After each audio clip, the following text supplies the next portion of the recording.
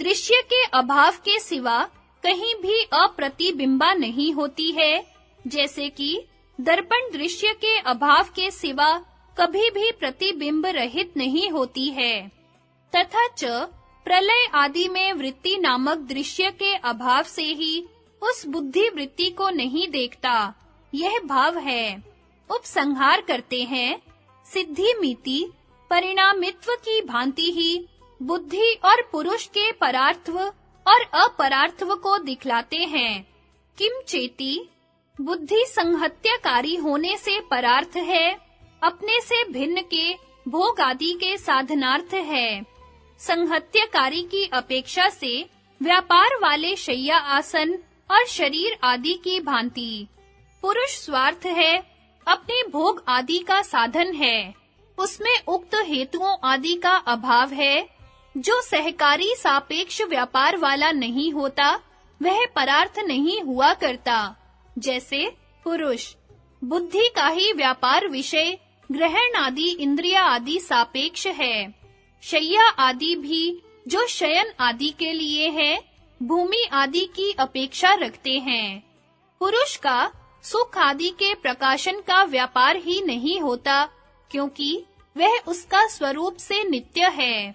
बुद्धि के परार्थ होने में श्रुति प्रमाण है। न वा अरे सर्वस्य कामाय सर्वं प्रियं भवति, आत्मनस्तु कामाय सर्वं प्रियं भवति इत्यादि। सबकी कामना के लिए सब प्यारे नहीं होते, अपनी कामना के लिए सब प्यारे होते हैं। यहाँ कोई स्वार्थ इसका यह अर्थ करते हैं कि साध्य परार्थ नहीं होता। यह नहीं हो सकता, क्योंकि भृत्य चेतन को भी स्वामी चेतन के अर्थ देखा जाता है। परार्थत्व परमात्रार्थ है। यदि यह कहो तो नहीं कह सकते।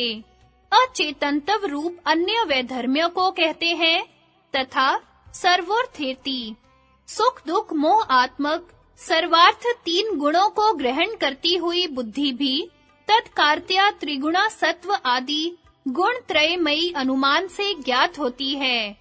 गुणों का उपदृष्टा पुरुष तो दृश्य बुद्धि के सानिध्य से बुद्धि की वृत्ति के प्रतिबिंब मात्र से गुण दृष्टा होता है, उपदृष्टा नहीं होता। जैसे कि बुद्धि अतः पुरुष त्रिगुण नहीं है, इसी से चेतन है। उपसंहार करते हैं, अत इति अतः वैधर्म्य त्रय से पुरुष बुद्धि स्वरूप नहीं है, इतने से ही शुद्ध है, इसकी व्याख्या हो गई। शंका सर्व अभिमान की निवृत्ति के लिए सामान्य से ही दृक् और दृश्य के विवेक का प्रतिपादन करना चाहिए, तो वह क्या बुद्धि और पुरुष के वैराग्य का प्रतिपादन किया जाता है? समाधान नहीं, बुद्धि ही पुरुष की साक्षात दृश्या है, क्योंकि अन्य को बुद्ध्यारूढ़ होने से ही दृश्यता है, उसी में साक्षात अभिमान होता है और उस बुद्धि के संबंध से दूसरे विषयों में अभिमान होता है। मृत शरीर में सुषुप्त्यावस्थ प्राण में चैतन्य का अभाव स्पष्ट देखने में आता है। एक इंद्रिय का व्याघात हो जाने पर भी चेतनता की उपलब्धि होती है, अतः इंद्रिय भी चेतन नहीं है। अतः बुद्धि के विवेक से ही सब अभिमान की निवृत्ति होती है। एक बात यह भी है कि बुद्धि से व्यतिरिक्तों से तो पुरुष का विवेक न्याय और वैशेषिक ने सिद्ध कर ही दिया है। बुद्धि से विवेक ही सांख्य और योग का असाधारण कृत्य है। अत्यंत वैरूप्य का निराकरण करने के लिए संदेह उठाते हैं, अस्तु तरहि, अच्छा तो विरूप ही सही। समाधान ना अत्यंत विरूप, क्योंकि पुरुष प्रत्यानुपश्य है, इसी की व्याख्या करते हैं। क्योंकि वह बौद्ध प्रत्ययों को बुद्धि के पीछे से देखता है। शंका बुद्धि का दृष्टा होने पर भी अत्यंत वैरूप्य क्यों नहीं है? समाधान तमनुपश्यतीति, क्योंकि उस बुद्धि के वृत्ति प्रत्यय को देखता हुआ पुरुष बुद्ध्यात्मक न होता हुआ भी परमार्थ से बुद्धि के असमान रूप भी बुद्धि स्वरूप जैसा प्रतीत होता है। जैसे जपा पुष्प से स्फटिक जपा पुष्प जैसा प्रतीत होता है, वैसे ही पुरुष बुद्धि का अनुकारी हो जाता है। अर्थ ग्रहण रूप से बुद्धि स्थल में पुरुष की अर्थाकारता ही सिद्ध होती है। प्रतिबिंब रूप से और मिथ्या सारूप्य से पारमार्थिक असारूप्य का विरोध नहीं है। यथोक्त सारूप्य और वैरूप्य के विषय में पंचशिखाचार्य के वाक्य को प्रमाण में उपस्थित करते हैं। तथा चोक्तम इति, भोक्तृ शक्ति बुद्धि के समान परिणामिनी नहीं है तथा बुद्धिवत स्व विषय में संक्रांत उपरक्त भी नहीं होती है, क्योंकि विकार के हेतु के साथ संयोग ही उपराग है। अतः बुद्धि के विकार प्रतिबिंब से ही इसकी सिद्धि हो जाती है। इन दो विशेषणों से पुरुष का बुद्धि से वैरूप्य दर्शाया है। अब बुद्धि से पुरुष का सारूप्य दिखलाने के लिए पहले बुद्धि की चिद रूपता का उत्पादन करते हैं। परिणामित्यर्थ इति, परिणामी अपना स्वार्थ विषय जो बुद्धि है, उसमें प्रतिबिंब रूप से संक्रांत की भांति उपरक्त जैसी होती हुई चित्ती शक्ति बुद्धि को चेतन जैसा बना देती है। जैसे कि सूर्य जल में पड़कर जल को सूर्यवत कर देता है। इससे बुद्धि के रूप को दिखलाकर पुरुष के बुद्धि सारूप्य को दर्शाते हैं। तस्यश्चेति, ही शब्द अवधारण वाचक है। उस भोक्तृ शक्ति की भी ज्ञान वृत्ति अभिन्न ही कही जाती है। इसमें हेतु है प्राप्तेति, उपग्रह उपराग है। उक्त रीति से प्राप्त चैतन्य उपराग के सदृश बुद्धि को वृत्ति के अनुकरण करने वाली प्रतिबिंबोद्ग्राहिणी तन्मात्रतया यह ज्ञान वृत्ति का विशेषण है तथा च परस्पर के प्रतिबिंब से दोनों का ही चेतनत्व सुख आदि परिणामकत्व रूप सारूप्य कहा जाता है।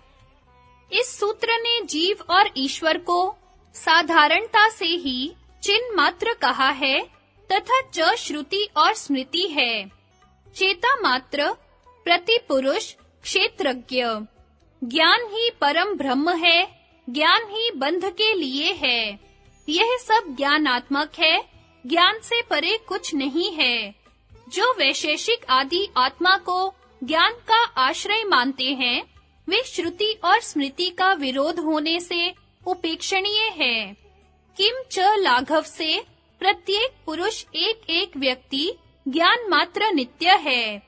यह सिद्ध हो जाने पर उस ज्ञान का आश्रय मानना रूप गौरव की कल्पना नहीं करनी चाहिए।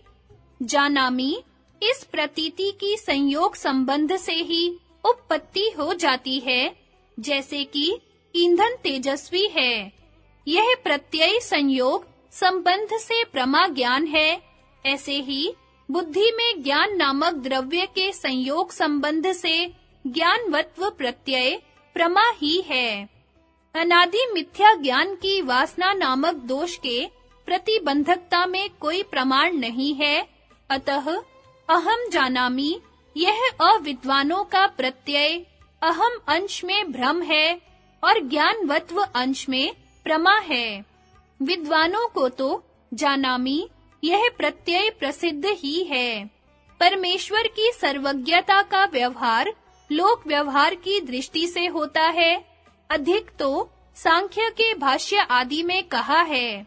इति दिक् संगति, इस दृश्य का प्रयोजन पुरुष के लिए है, यह अगले सूत्र में बतलाते हैं। तद अर्थ एव बराबर उसके लिए ही दृश्यस्य आत्मा बराबर दृश्य का स्वरूप है। अन्व्यार्थ उस पुरुष के लिए ही दृश्य का स्वरूप है।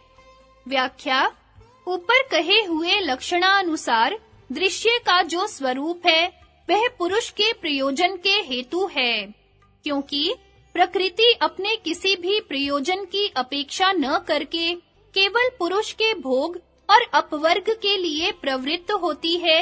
इसी को निम्न कारिका स्पष्ट करती है। इस प्रकार प्रकृति से किया हुआ महत् से लेकर विशेष भूतों तक का आरंभ प्रत्येक पुरुष के मोक्ष के लिए स्वार्थ की नई परार्थ है। बछड़े की वृद्धि के निमित्त जिस प्रकार अचेतन दूध की प्रवृत्ति होती है, उसी प्रकार पुरुष के मोक्ष के लिए प्रधान की प्रवृत्ति होती है।